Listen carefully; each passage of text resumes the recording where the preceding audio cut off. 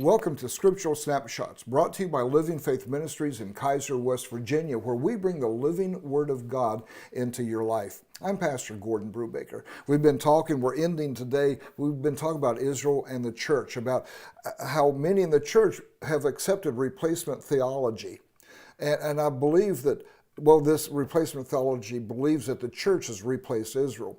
But if you go to Romans 11, Paul talks about how the church has been grafted in, the believer has been grafted into the root of Judaism, the root of faith in God, the root of Abraham. Now, it's interesting. Everybody goes back to Abraham. Everybody does. It's so weird. The Jews, of course, the father Abraham. The Christians, we go back to the faith of Abraham. Abraham is the father of our faith. While we deny Judaism, we deny all these things. And then you have Islam, the third major religion in the world. They also trace their heritage back to Abraham. Now, this is weird. And they claim that that Israel has stolen the promises that were meant for Islam, for Muslims. And they believe, and they teach us, that the real son was not the son that we call the blessing, but it was Ishmael. Ishmael was the one who really got the promises. And they say that the Jews have distorted the Bible, rewritten the Bible. And so they say Abraham was actually a Muslim, not a Jew. And so they hate the Jews because the Jews stole the covenant with them, with the Muslims. But Muhammad didn't get this revelation, supposedly, until in the 700s. Centuries, millennia after Abraham, a long time after. But the point is, they all believe in a replacement theology. The church does, and Islam does, or many in the church believe in it. And that creates a real bind for Israel because it leaves Israel out in the cold. And it's like, this is why so many people hate Israel. And they hate it because in 1948, God restored Israel as a nation. 1,878 years after they were carried away into captivity in 70 AD.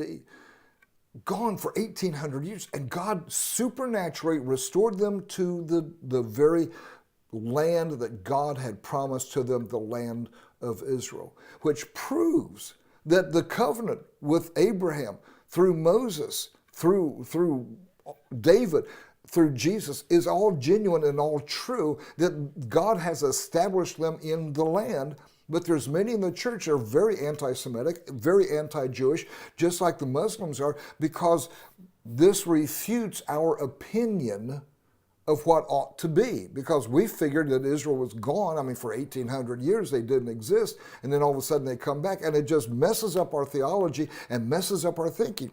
But it's so crucial, because what is coming up on October 4th, 2nd to 4th, is Rosh Hashanah, which is the Jewish New Year. It is a time of where they're celebrating the creation of the earth.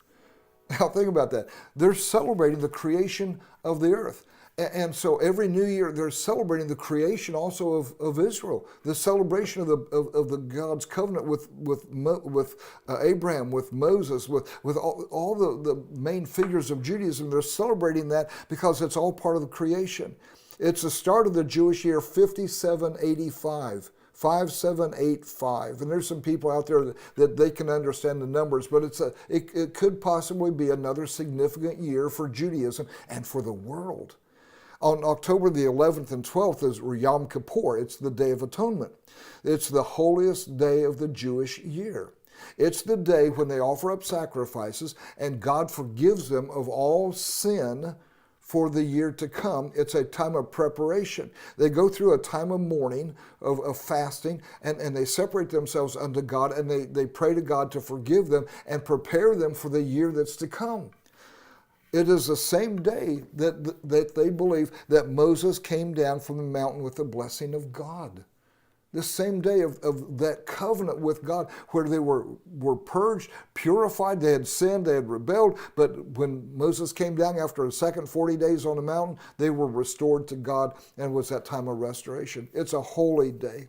They base this on Jeremiah 33:8, where he says, I will cleanse them from all their iniquity by which they have sinned against me, and I will pardon all their iniquities by which they have sinned and by which they have transgressed against me. God is calling Israel to a new birth. It could be this year.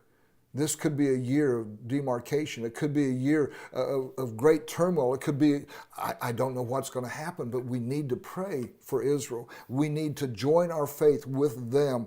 We need to renew the covenant with God that we have, that Israel can renew their covenant with God that they have. Pray for the peace of Jerusalem. I'm Pastor Gordon Brubaker. God bless you.